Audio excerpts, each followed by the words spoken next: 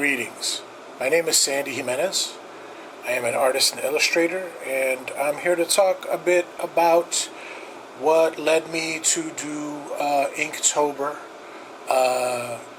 Inktober is not something I had done prior to the pandemic. During the pandemic, I was teaching a young student named Damani Willis, who, in the course of my demonstrating things to him, looked at my work and ingenuously noted that my faces all looked the same.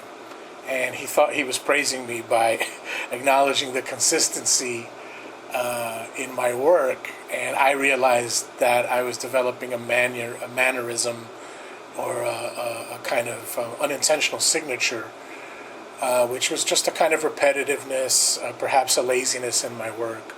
So I reached out to a few colleagues and friends, fellow artists, and after talking to them, I decided that what I should do is take a look at the different artists who had influenced me or who I respected or enjoyed and try drawing in their styles.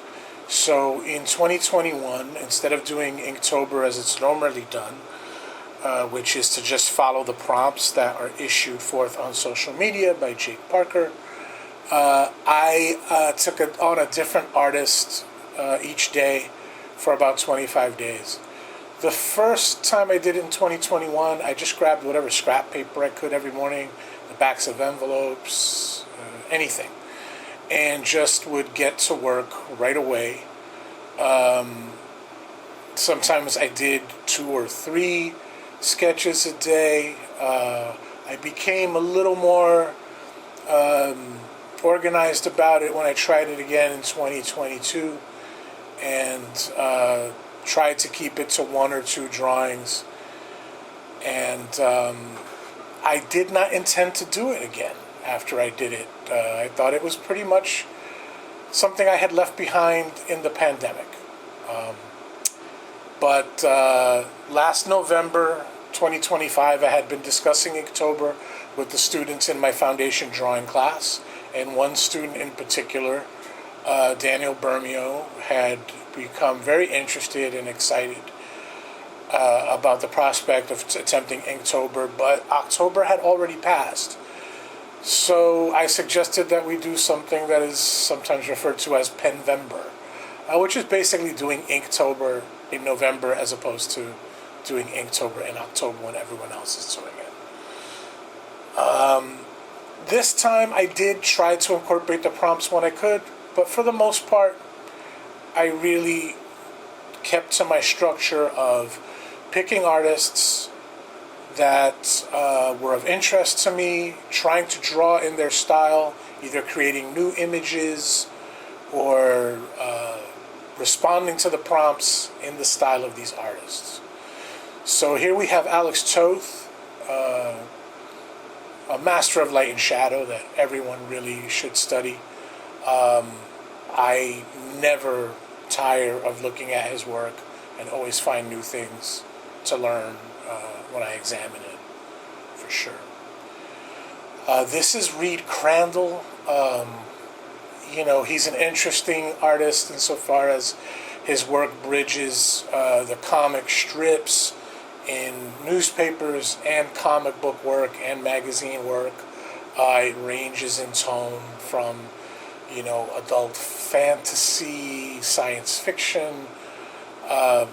He also had just a very varied tact in terms of doing things that were brushwork, that had a real corpulence to them, and then other things that had a more delicate hand, where he used a lot of cross-hatching and a lot of sort of variances of value with different textures. I find him a frustrating artist to take on precisely because he has so many unique things that I don't find in other artists of his time period. He was mostly active in the 30s, 40s to 50s, and I find that he's one of those artists who's really hard to categorize because he encompasses so many different eras. He fits very neatly into any of them, and many artists of his generation pretty much locked down or are able to be understood by a particular decade that they happen to be operating in. And Reed Crandall had a way of responding to whichever decade he was working in and meeting those aesthetics in interesting ways. So there's a lot of intense cross-hatching in this, and building of sort of almost like a fabric-like texture in this exercise. So I did 2 of Alex Toth and 2 of Reed Crandall, just because I just feel there's that much to learn from both of those artists. And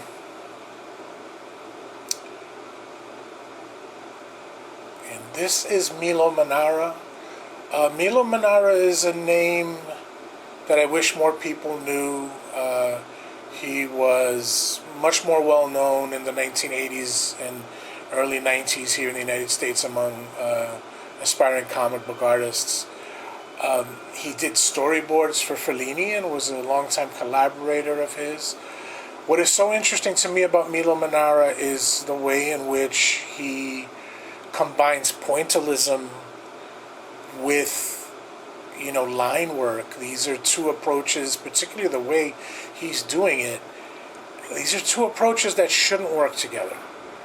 They should be very much at odds and should have a kind of aesthetic bumping together, if anything. But he manages to make it work. The only other artist I can think of that manages to do that successfully is Jean Giraud, better known as Mobius, who I did not include in my battery of artists this year.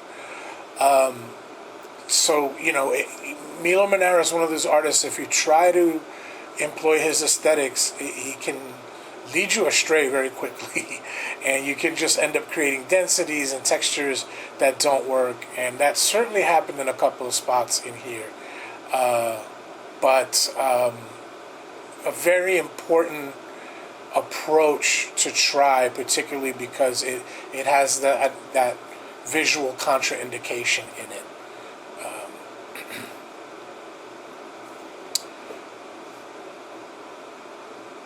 And this brings us to Roger Corbin,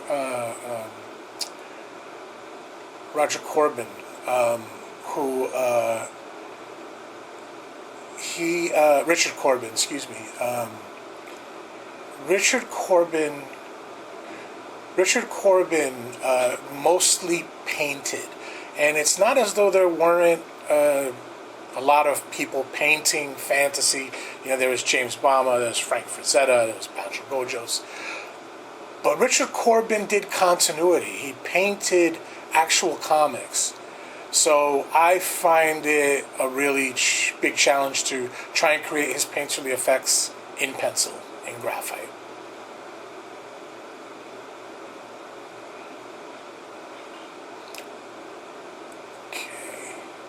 This is Gene Colan. This is among these penvember 2025 exercises. I was doing these day to day, so there were some days where I was a little more on my game than others. This exercise is a failure. I don't know what possessed me to try to draw in the style and with the aesthetic concerns of what I perceive to be Gene Colan's approaches, and to do Starro, which is one of the most bizarre character designs in all of superhero comics for sure. He's basically a giant starfish with a big eyeball in the middle. It almost looks like Captain America's shield. The thing that I think evokes most directly evokes Gene Colan's approach is the little portrait I did of Gene Colan at the upper right within this image. Gene Colan, if he had only done Tomb of Dracula, he would mean the world to me. Just beautiful, beautiful command of light and shadow and atmosphere. But his work on Iron Man, his work on Doctor Strange, and especially his work on Daredevil, where he used that command of light and shadow, that cinematographer's eye that he had, to really bring you into the world of a sightless person.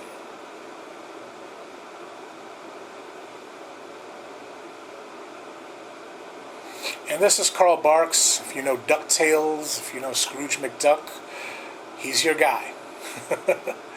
He's definitely someone I never tire of trying to understand and approach. And this is Alex Ross, who, you know, is probably one of the more famous comic book illustrators by virtue of how photorealistic his work is. I like trying to create his effects in, you know, monochrome, just with ink washes. Stupidly, even though I kind of used a small action figure and lit it and used reference, he uses live models famously and photographs them. I didn't use any reference for the fabric. For some reason, I thought I was going to wing that. And if you look at the cloak on Jeffrey Holder, it's pretty unconvincing. So lesson learned, always model or set up a reference for fabric.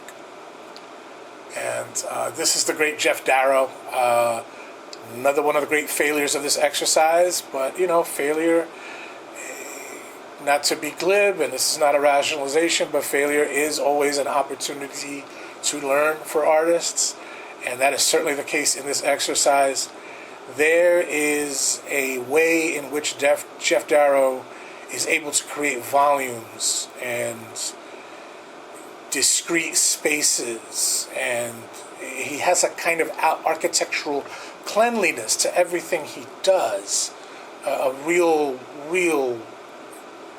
very skilled draftsmanship that, you know, I think there's very few other illustrators in comics that can do what he does, or have the same aesthetic concerns that he does. Maybe Brian Boland, but Jeff Darrow has a way of creating environments that are all his own. The density, the openness, that push and play between those is incredible. I definitely recommend people check out Shaolin Cowboy and his other work. Certainly his design work for The Matrix is really illuminating stuff to look at. Frank Robbins. Frank Robbins is an artist I have a remarkably tough relationship with across a lifetime.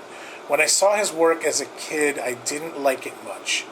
Mostly because it was things that were being done very much towards the end of his career. Comics like The Human Fly.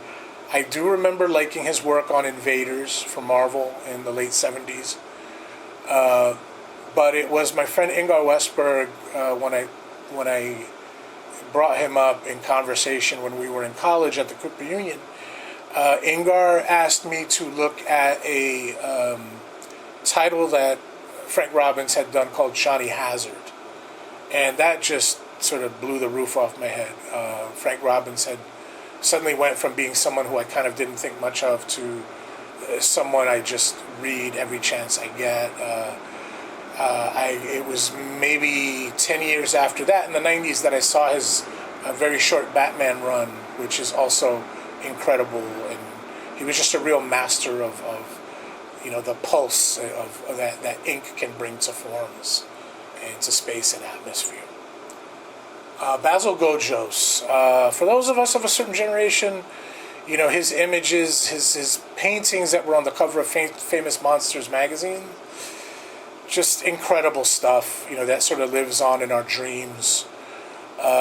He worked for Ogilvy Mather in advertising for a very long time. Real gentleman, and someone who I always learn tremendously from trying to sort of copy and emulate. Mike Allred. Mike Allred is one of these artists who you think you know him, because the work has a kind of pulsy, open line style. You really have to have your energy right when you approach trying to emulate him, and I did not when I did this. It's got so many different mistakes. It's really just about sort of approaching it with the right rhythm, and he can be deceptively sort of transparent to look at, but there's so much more going on in his stuff. I tend to think of Arthur Adams as well as being that way. Someone who's very hard to sort of understand because the work looks so simple, and simple is not easy. This is George Perez. This is me pretty much trying to do a line-for-line transliteration of Trigon, which I think is one of his most elegant designs. Trigon is famously the estranged father of Raven in the Teen Titans comics. I met George a few times. The last time we saw each other might have been 2013 or 2014. Wonderful gentleman, always so kind and charitable with professional advice. He's just one of those people who was just such a giant in the industry and was so important to people like me because he was from the South Bronx too. So he was part of that explosion of draftsmanship in the mid to late 1970s after Neil Adams that was so important to so many of us. And this is Herb Trimpe, who I feel doesn't get nearly enough praise for what he did in comics in the 70s and early 80s in particular. His work on the Hulk, which, you know, the Hulk is kind of a monster comic book, you know, masquerading as a superhero comic book. I love the look of his work on that. It kind of reminds me of a more pulpy Steranko, Jim Steranko. But it was really his work on the Godzilla and Shogun Warriors titles, which were licensed titles done by Marvel in the late 70s, where I really noticed how he did interesting things with surface, using inked lines, and I don't remember who his inker was on those comics, but really did a great job of showing what he does, so making sure that that was protected in the final work. There was a way in which you really had a sense of metal versus scales versus fabric, and yet it all had this dense, inky richness to it. I tend to think of him and Frank Robbins together in terms of those approaches for sure.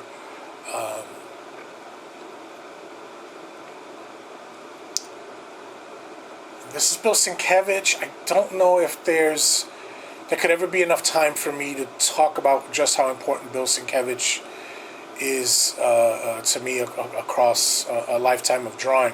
When I first came across his work, I think it was in Moon Knight, and he was very much working in a style that was reminiscent of Neil Adams, or maybe even possibly Jim Aparo, probably closer to Neil Adams. But then there was his explosive work on New Mutants. Elektra Assassin is just one of those must-read trade paperbacks that really holds together as a graphic novel, even though it was conceived of as a sort of 12-issue series.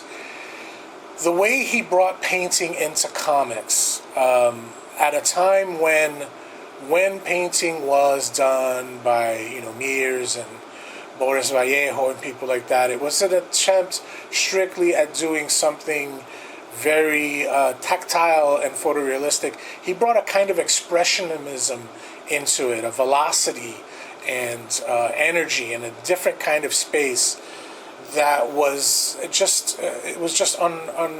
unseen before that. Stray Toasters in particular is something that people should look at, which was the limited series that he wrote and painted. Neil Adams, I mean, I don't even know what there is to say about Neil Adams. We have to look at and deal with everything he threw down, and we'll have to probably, for decades to come. And Mike Mignola, who when I can, if I'm going to try, and I take two approaches. I either try to do a line-by-line recreation in pencil, or try to do a different subject in pencil in his style. He has such a, Mike Mignola has such a violent aversion to idealized, to symmetry, really. So I did Bela Lugosi here and Count Von Count on the Run, because I think that vampires would actually be running for their lives if they were real people. So, and this is the great James Baum. When I was a kid, I would go down to the Strand bookstore when it was down by the South Street Seaport, I think it was, and they had a bin of paperback, cheap dollar novels that were going to be trashed or pulped because they were damaged or used to such a degree that they were falling apart.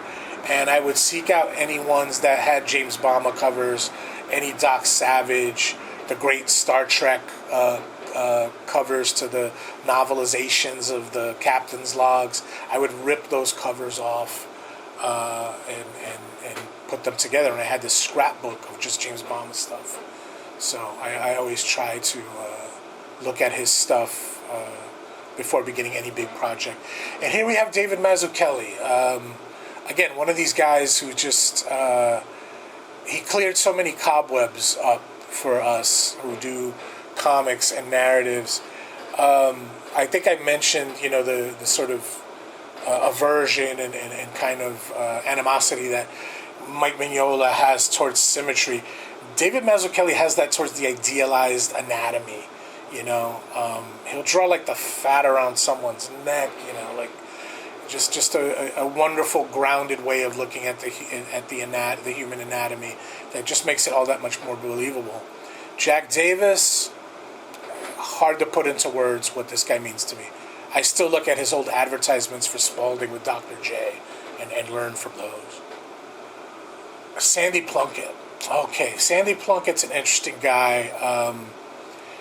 He probably came to my attention for a single illustration he did that still occupies such a central place in my imagination. The Marvel Universe, I think it was called the Official Handbook to the Marvel Universe.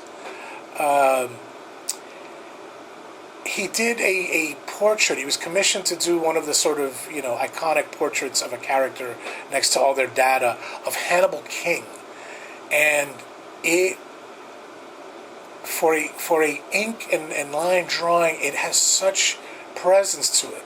His Morbius, which I think I did in 2022, also, I just didn't know that you could imbue such presence in a drawing, in a fantasy drawing. So I still love looking at Sandy Plunkett for that. The great Kim Jung-gi. Kim Jung-gi passed away a couple of years ago. He had such an explosive Baroque energy to everything he did. He was just truly inspiring. He had this incredible just library of perspective, and this beautiful computer in his head that was spilling out these incredible vistas. And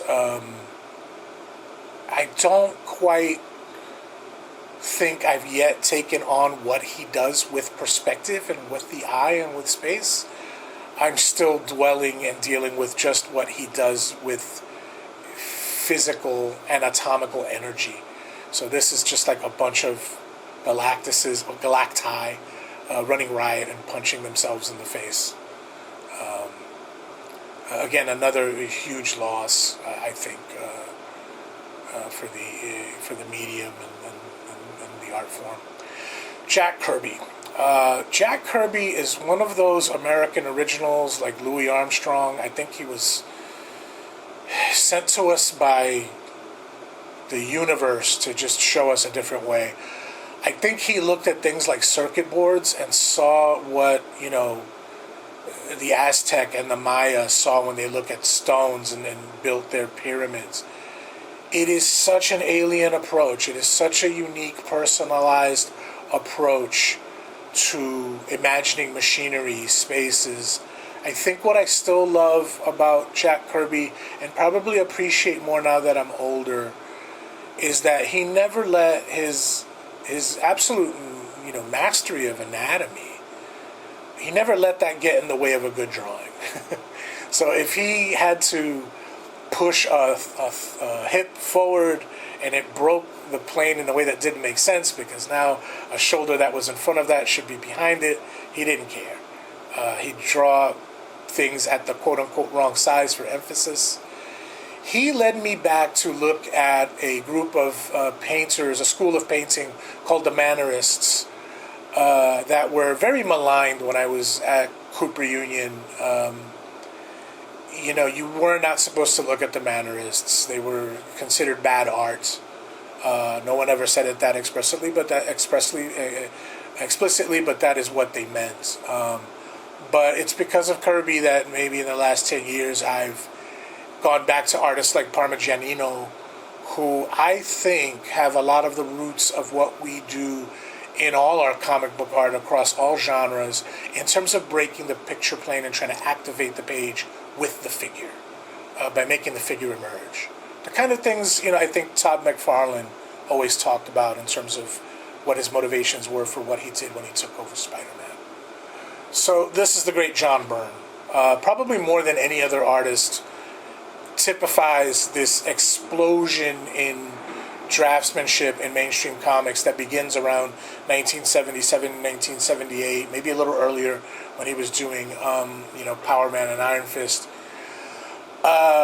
He is just so perfect on his own terms. I like to take on things that he didn't often do, such as fantasy. He's mostly known for things that are very much in the sci-fi and superhero genre, and that sort of shows off his best talents, but I love seeing him do dragons, beasts, monsters.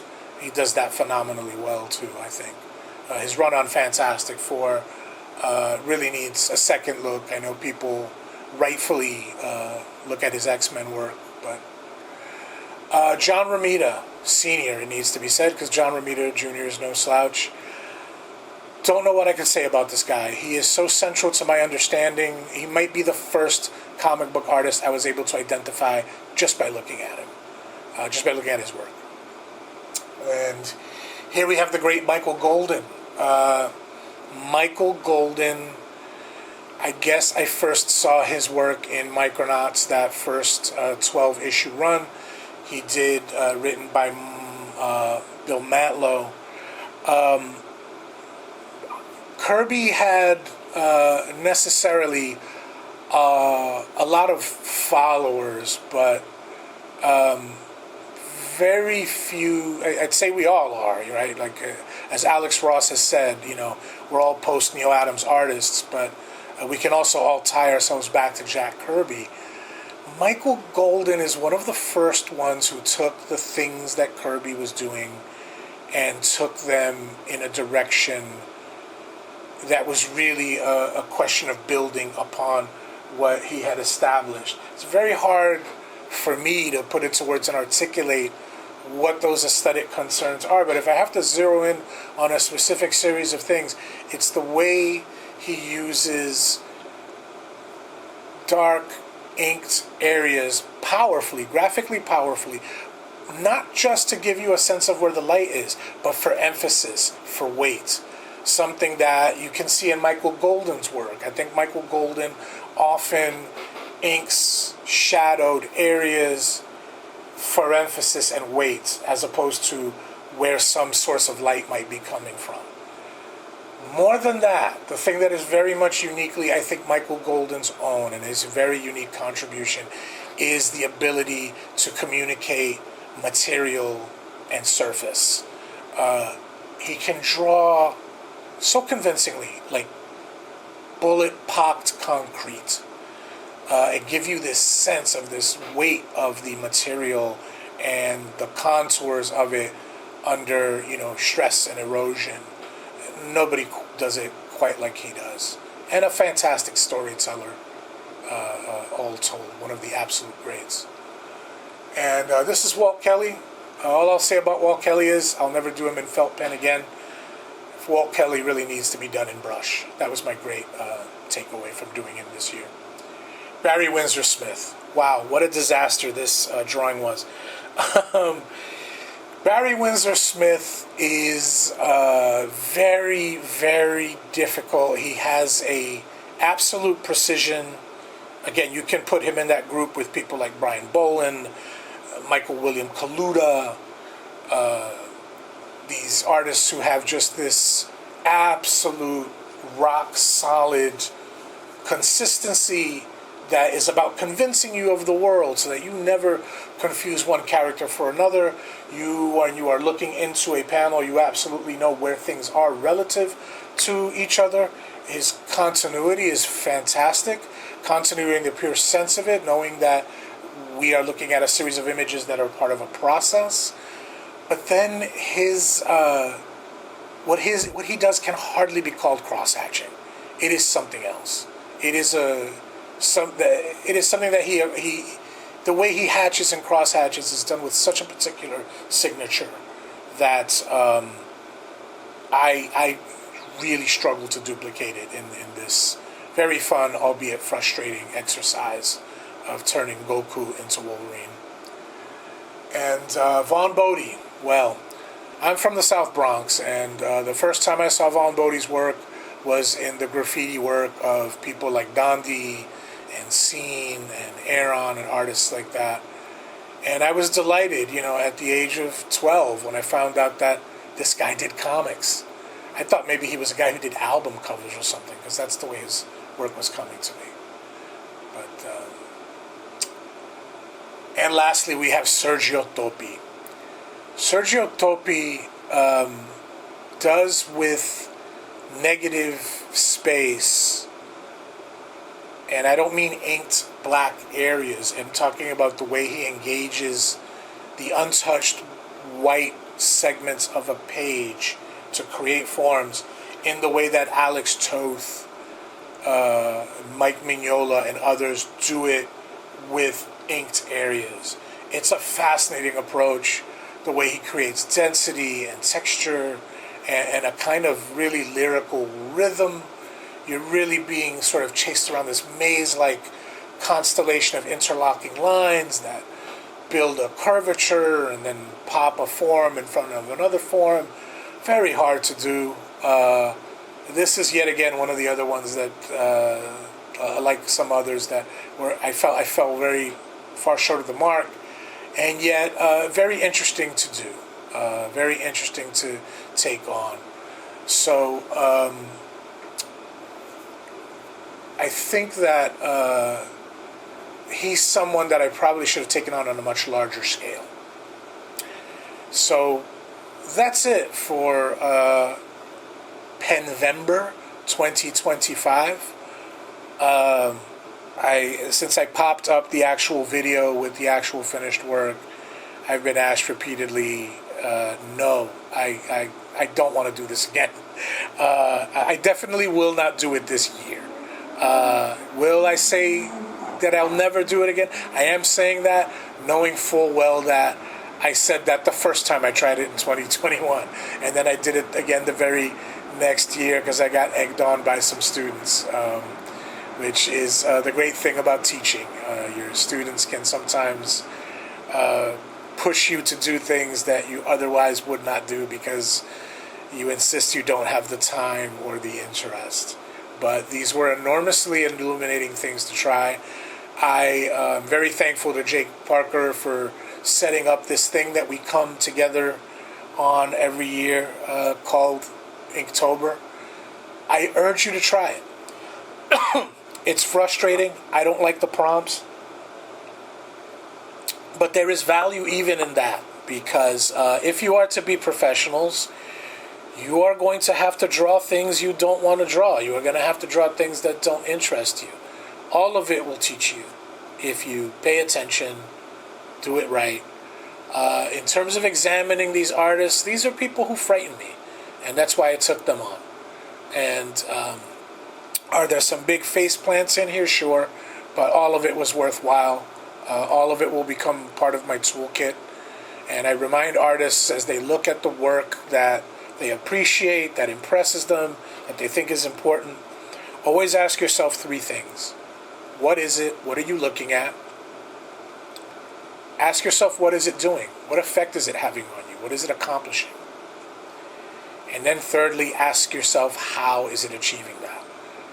What aesthetics or methods, or even if it's a question of style,